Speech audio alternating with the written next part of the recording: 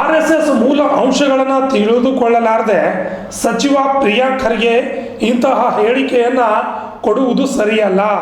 ಇದನ್ನು ನಾನು ಖಂಡಿಸ್ತೇನೆ ಅಂತ ಮಾಜಿ ಸಚಿವ ಬಾಬುರಾವ್ ಚವ್ಹಾಣ್ ಅವರು ಆಕ್ರೋಶವನ್ನು ವ್ಯಕ್ತಪಡಿಸಿದ್ದಾರೆ. ಇಂದು ಕಲಬುರಗಿ ನಗರದಲ್ಲಿ ನಡೆದ ಸುದ್ದಿಗೋಷ್ಠಿಯಲ್ಲಿ ಮಾತನಾಡಿದ ಅವರು, RSS ಸಂಘಟನೆಯ ಮೂಲ ಉದ್ದೇಶ ತಿಳಿದುಕೊಳ್ಳದೆ ಈ ಸಂಘಟನೆ ಬ್ಯಾನ್ ಮಾಡುತ್ತೇವೆ ಎಂದು ಹೇಳುವುದು ಸರಿಯಲ್ಲ.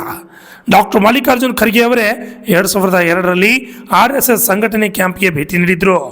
ಒಳ್ಳೆಯ ಕೆಲಸ ಮಾಡುತ್ತಿದ್ದೀರಿ ಎಂದು ಹೇಳಿದ್ದಾರೆ. ಆದರೆ ಪ್ರಿಯಾಂಕ್ ಖರ್ಗೆ ಅವರು ಹೇಳಿಕೆ ನೀಡುತ್ತಿರುವುದು ಸಮಂಜಸವಲ್ಲ ಎಂದು ಕಿಡಿಕಾರಿ RSSನ ಇತಿಹಾಸವನ್ನು ತಿಳಿಸಿದರು. ಪ್ರಿಯಾಂಕ್ ಖರ್ಗೆ ಅವರೇ, ನೀವು ಚಿಕ್ಕವರಿದ್ದೀರಿ, ನೀವು ನಿಮ್ಮ ತಂದೆಯವರಿಗಿಂತ ಜೋರಾಗಿ ಮಾತನಾಡುತ್ತೀರಿ. ಮಂತ್ರಿಗಿರಿ 5 ವರ್ಷ ಇರುತ್ತೆ, ಹೋಗುತ್ತದೆ. ಈ ರೀತಿ ಮಾತನಾಡುವುದು ಸರಿಯಲ್ಲ ಎಂದು ಹೇಳಿದರು.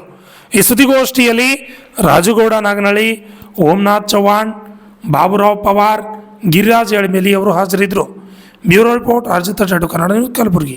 ಇನ್ನೊಂದು ವಿಷಯ, ಗ್ರಾಮ ಪಂಚಾಯಿತಿ ಬಸಂತಪುರ ಬಗ್ಗೆ 2 ವಿಷಯನ ಮಾತಾಡೋದು ತಮಗೆ ಬಂದಿದ್ದೀನಿ ನಾನು.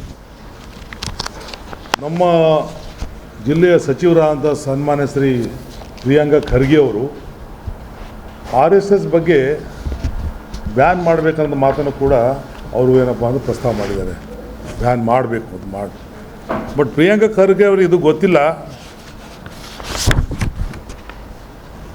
RSS ಸ್ಟಾರ್ಟ್ ಆಗಿ 100 ವರ್ಷ ಆಯಿತು. RSS ಸ್ಥಾಪನೆ ಆಗಿದ್ದು ನಾಗ್ಪುರದಲ್ಲಿ 1925ರಲ್ಲಿ. ಇವತ್ತಿಗೆ 100 ವರ್ಷ ಆಯಿತು. ಸ್ಥಾಪನೆ ಮಾಡಿದ್ದು ಡೀಟೇಲ್ಸ್ ನಿಮಗೆ ಕೊಟ್ಟಿದ್ದೀನಿ.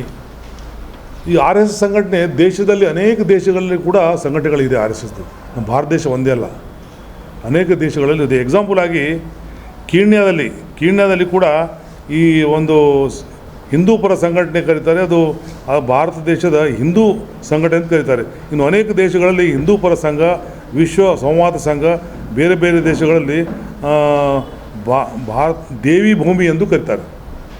ಎಲ್ಲ ದೇಶದಲ್ಲಿ ಭಾರತ ದೇಶಕ್ಕೆ ಪವಿತ್ರವಾದ ಭೂಮಿ ಅಂತ ಭಾರತ ದೇಶ ಕರೀತಾರೆ. ನಮ್ಮ ದೇಶಕ್ಕೆ ಬರ್ತಾರೆ. ಮತ್ತು ಈ ನಮ್ಮ ಇಂಥ ಒಂದು RSS ಸಂಘಟನೆಯಲ್ಲಿ ಕೆಲಸ ಮಾಡೋರು ಯಾರಪ್ಪ ಅಂತ ಹೇಳಿದ್ರೆ, ಆನೆಸ್ಟಾಗಿ ದುಡಿತಕ್ಕಂಥವ್ರು, ದೇಶ ನಮ್ಮದು, ದೇಶ ರಕ್ಷಣೆ ಮಾಡ್ತಕ್ಕಂಥ ಕೆಲಸ, ದೇಶದ ಒಳ್ಳೆ ಮಾಡ್ತಕ್ಕಂಥ ಕೆಲಸ. ಈ ದೇಶವನ್ನು ದುಶ್ಮನರು ಯಾರು ಅಟ್ಯಾಕ್ ಮಾಡ್ಲಿಕ್ಕೆ ಬಂದರೆ ಅವ್ರಿಗೇನಪ್ಪ ಓಡಿಸ್ಬೇಕಂತ ಕೆಲಸ, ಶತ್ರುಗಳು ನಮ್ಮ ದೇಶ ವೈರಿಯಾದ ಅವರಿಗೇನಪ್ಪ ಹಿಂದೆ ಓಡಿಸೋ ಕೆಲಸ RSS ಸಂಘಟನೆ ಮಾಡ್ತಾಯಿದೆ. RSS ಸಂಘಟನೆ ಜೊತೆಯಲ್ಲಿ ಅವ್ರ ಜೊತೆಯಲ್ಲಿ ಅನೇಕ ಎಲ್ಲ ಸಮಾಜದವರು ಕೂಡ RSS ಸಂಘಟನೆ ಇದ್ದಾರೆ. ಇಂಥ ಸಂಘಟನೆಯ ಪ್ರಿನ್ಸಿಪಲ್ ಗೊತ್ತಿಲ್ಲಾರ್ದೇ, ಇಂಥ ಸಂಘಟನೆಯ ಮೂಲ ಉದ್ದೇಶವನ್ನು ಗೊತ್ತಿಲ್ಲಾರ್ದೇ ಪ್ರಿಯಾಂಕ ಖರ್ಗೆ ಅವರು ಈ ಥರದ ಮಾತಾಡೋದು ಸರಿಯಲ್ಲ. ಮಂತ್ರಿಯಾಗಿ, ಕ್ಯಾಬಿನೆಟ್ ಮಂತ್ರಿಯಾಗಿ ಈ ಥರ ಬ್ಯಾನ್ ಮಾಡ್ತೀವಿ ಅಂತ ಹೇಳೋದು ಸರಿಯಿಲ್ಲ. ಯಾಕಂತ ಹೇಳಿದ್ರೆ ಅವ್ರ ಅಪ್ಪರು ಮಲ್ಲಿಕಾರ್ಜುನ್ ಖರ್ಗೆ ಅವರು ಈ RSS ಶಿಬಿರಕ್ಕೆ ಏನಪ್ಪ ವಿಸಿಟ್ ಕೊಟ್ಟಿದ್ದಾರೆ. ಇದರಲ್ಲಿ ಕೂಡ ನಾನು ನಿಮಗೆ ಹೇಳೋಕ್ಕೆ ಇಷ್ಟಪಡ್ತೀನಿ. ಬೆಂಗಳೂರಿನಲ್ಲಿ ನಡೆದಂಥ ಒಂದು RSS ಶಿಬಿರಕ್ಕೆ ಏನಪ್ಪ ಅಂತ ಹೇಳಿದ್ರೆ ಮಲ್ಲಿಕಾರ್ಜುನ್ ಖರ್ಗೆ ಅವರು ವಿಸಿಟ್ ಕೊಟ್ಟಿದ್ದಾರೆ. ಇದು ಕೂಡ ನಿಮಗೆ ತೋರಿಸ್ಕೊಡ್ತೀನಿ. ಇದು ಮೊಬೈಲ್ನಲ್ಲಿದೆ, ಪ್ರೆಸ್ನಲ್ಲಿ ಹಾಕಿಲ್ಲ. ಇದು ಫೋಟೋ ಕೂಡ ಇದೆ. ಅವರು ಅಟೆಂಡ್ ಮಾಡಿದ್ದು ಯಾವಾಗ ಅಟೆಂಡ್ ಮಾಡಿದ್ರು ಅಂದರೆ 2002 ನಾನು ಮಂತ್ರಿ ಇದ್ದೆ. ಅವಾಗ 2002 ನಾನು ಮಂತ್ರಿ ಇದ್ದೆ, ಖರ್ಗೆ ಸಾವ್ರು ಮಂತ್ರಿ ಇದ್ದರು.